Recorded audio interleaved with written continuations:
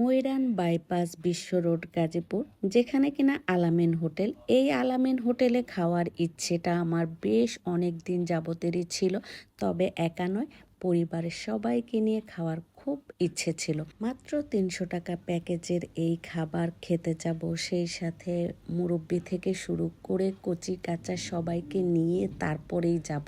আর সেখানে মজার মজার খাবার কি আমরা একা খেলেই হবে? পরিবারের ছোট সদস্যদের খেতে হবে না? তাই তো বড় থেকে শুরু করে একদম ছোট পরিবারের সদস্যদেরকে নিয়ে হাজির হয়ে গেলাম। আসসালামু আলাইকুম।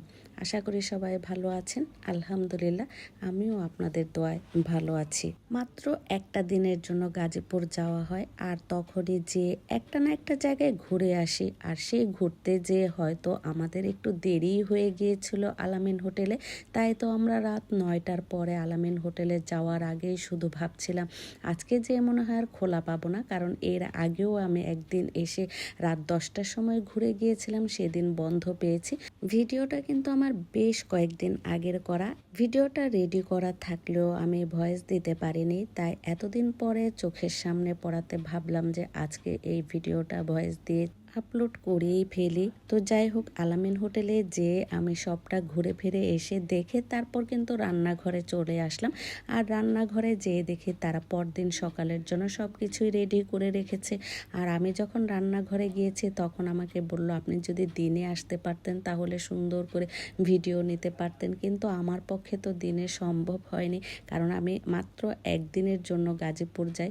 ঢাকা থেকে গাজীপুর যেয়ে বিভিন্ন জায়গায় ঘুরে দেখে তারপর আমরা আলামিন হোটেলে খেতে যাব, এই ডিসিশনটা কিন্তু আমাদের পরে নেওয়া হয়। তাই আমাদের একটু দেরি হয়ে গিয়েছিল। আর এখানে এসে আমি কিন্তু সুন্দর করে আমার হাতটা ধুয়ে নিয়েছিলাম। তারপর হাত দিয়ে ধরে দেখতে চেয়েছিলাম যে মাংস সিদ্ধ হয়েছে কিনা, বা খুব নরম বা খুব বেশি শক্ত কিনা, কিন্তু এত গরম ছিল ধরার কোনো উপায় ছিল না। তারপর তারা আমাকে একটা টুথপিক এনে দিল, একটা পিস মুখে দিয়েই তো আমি পুরা কি বলবো ফিদা হয়ে গেলাম। কালা ভুনা খেতে হলে আরো আগেই আমার এখানে আসা উচিত ছিল।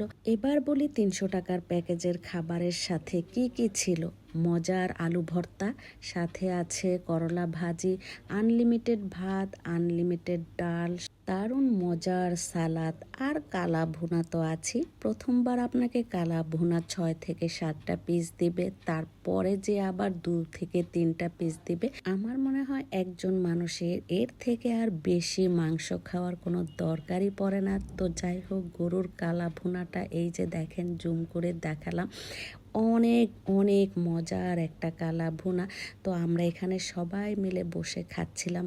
যেই আমি আলু ভর্তাটা মুখে দিয়েছিলাম, ঝাঁঝালো একটা সরিষার তেল, মানে খাঁটি সরিষার তেল দিয়ে আলু ভর্তা, করলা ভাজি, সরিষার তেল দিয়ে গরুর কালা ভুনা, চমৎকার খাবার ছিল। সব শেষে আপনি একটা দইও পেয়ে যাবেন, যেটা কিনা প্যাকেজের মধ্যেই আছে। তো আমরা তো বেশ মজা করে খেয়েছি। আমাদের পুচকুটাকে কিন্তু তারা খুব সুন্দর করে আদর যত্ন করে তাদের কাছে রেখেছিল।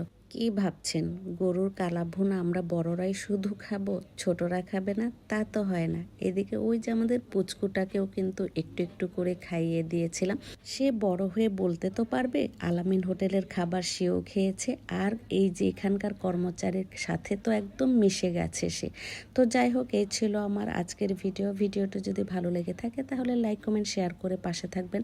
আবারও সবাইকে অসংখ্য ধন্যবাদ জানিয়ে পরিবার পরিজন সবাইকে নিয়ে বিদায় নিয়ে নিলাম। সবাই ভালো থাকবেন, সুস্থ থাকবেন।